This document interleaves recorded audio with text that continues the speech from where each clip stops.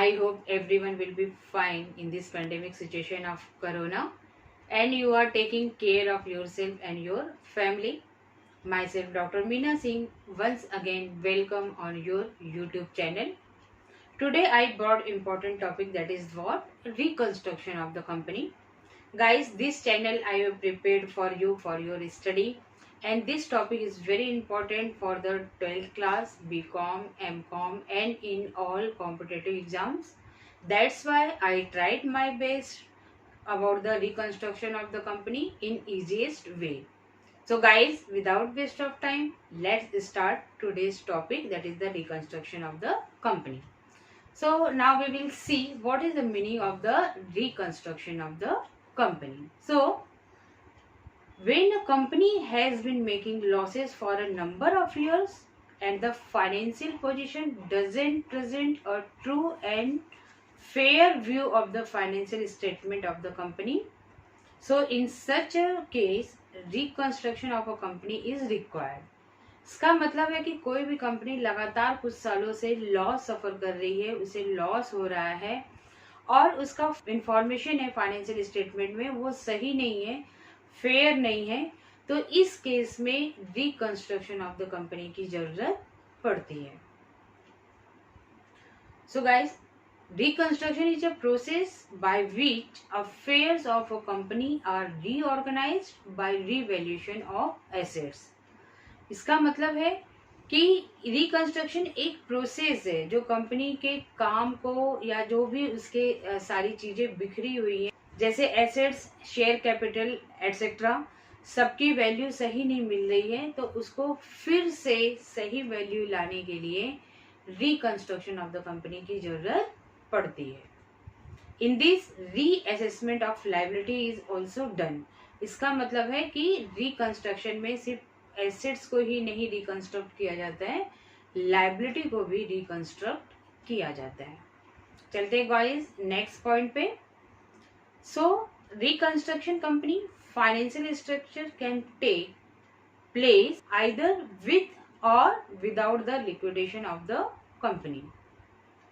सो guys, इसका मतलब है कि रिकंस्ट्रक्शन के समय में अगर वो कंपनी जो चल रही है उसको बंद करके भी रिकंस्ट्रक्ट किया जा सकता है, या तो वो कंपनी अपना काम करते रहे, चलते रहे, उसका बिजनेस चलते रहे, तभी भी उसके बिजनेस को रिकंस्ट्रक्ट किया जा सकता है. इस पॉइंट का यही मतलब है.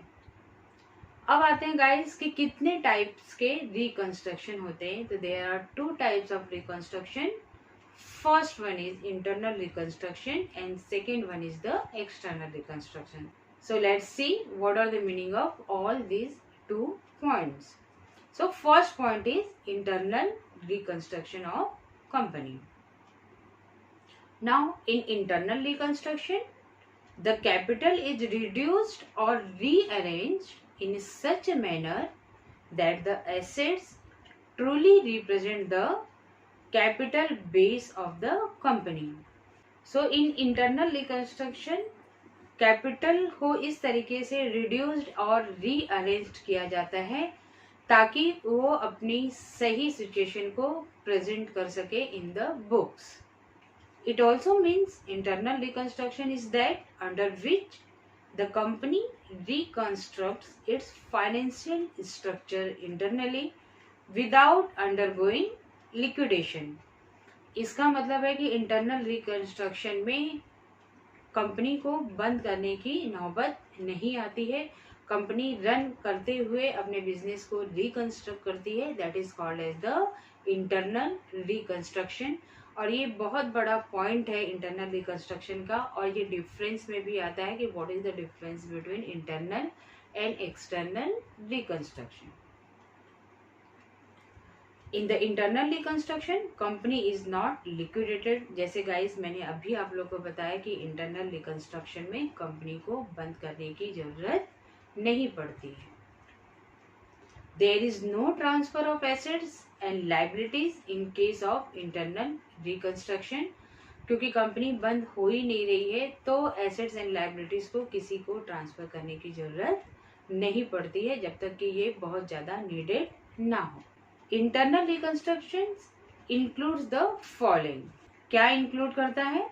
पहला पॉइंट है रिडक्शन इन कैपिटल और दूसरा पॉइंट है रीकैपिटलाइजेशन एंड रीऑर्गेनाइजेशन। पहला है reduction in capital. Capital guys अगर मान लीजिए 1 लाख रुपीस का है तो उसको 80,000 करना, ये बिजनेस की रिक्वायरमेंट है। इसको कहा जा सकता है रिडक्शन इन कैपिटल, जितना भी कैपिटल है उसको रिड्यूस करना। गाइस हमारा सेकेंड पॉइंट है रीकैपिटलाइजेशन एंड रीऑर्गेनाइजेशन। इस केस में कैपिटल को कम नहीं करना पड़ता है लेकिन उसको रीऑर्गेनाइज किया जा सकता है।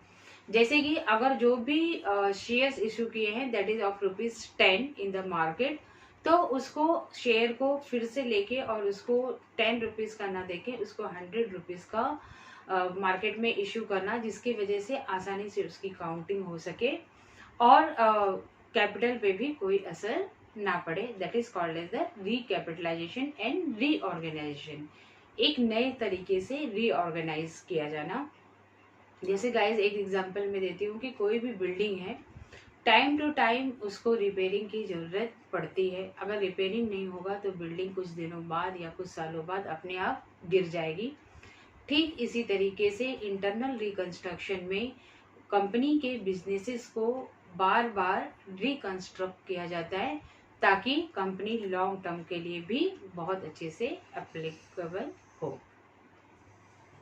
चलिए गाइस अब देखते हैं हमारा next point and that is what external reconstruction. ये भी इम्पोर्टेंट है। सो मीनिंग देखते हैं कि एक्सटर्नल रिकंस्ट्रक्शन का मीनिंग क्या है। तो under external reconstruction a new company is form, मतलब कि एक्सटर्नल रिकंस्ट्रक्शन में नई कंपनी फॉर्म की जाती है। सो गाइज यहीं पे एक डिफरेंस आप लोग देख लीजिएगा इंटरनल एंड एक्सटर्नल में। इंटरनल में नई कंपनी फॉर्म नहीं की जाती है जबकि एक्सटर्नल में नई कंपनी फॉर्म की जाती है। So a new company is form to purchase the business of an existing company. तो जो नई कंपनी होगी वो क्या होगा, वो पुरानी कंपनी के ही बिजनेस को परचेज करेगी और बिजनेस चलाएगी। अ new company is form with a slight change in the companies old name. अब इसमें डिफरेंस क्या है, मान लीजिए एक एग्जांपल अभी मैं आगे चल के देती हूँ कि जब भी एक्सटर्नल में कंपनी फॉर्म होती है वो नाम पुरानी कंपनी का होता है लेकिन थोड़ा सा इसमें माइनर चेंज होता है। वो क्या, एक एग्जांपल से समझते हैं। For example, if old name of the company is Sai company then new name of the company is new Sai company.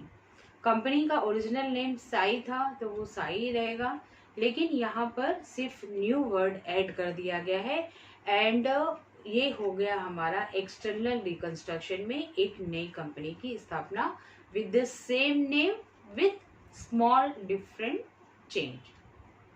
So guys in this way I brought internal and external reconstruction, and in the next video I will bring what are the objective of the internal and external reconstruction. In this way we will cover all the important point of the company account in the coming time. So guys, if you have not subscribed then subscribe and like it and also send it to your friends, and you can follow me on Instagram and Facebook also. Thank you for watching this video.